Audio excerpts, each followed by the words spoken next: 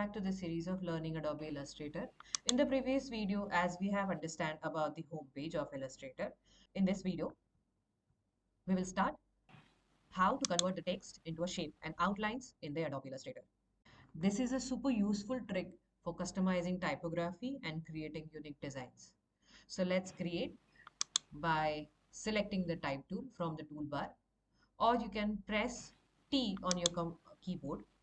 Click anywhere in the canvas and type some sample text.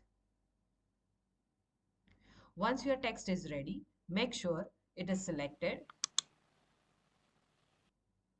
You can click on the type drop down menu.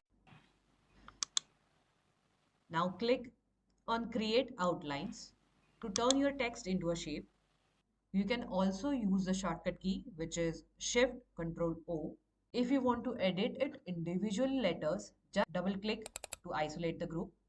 You can also ungroup them by right clicking and selecting ungroup, or using the shortcut key, which is Shift Ctrl and G. Hope you like this video. Please don't forget to like, share and subscribe to my channel.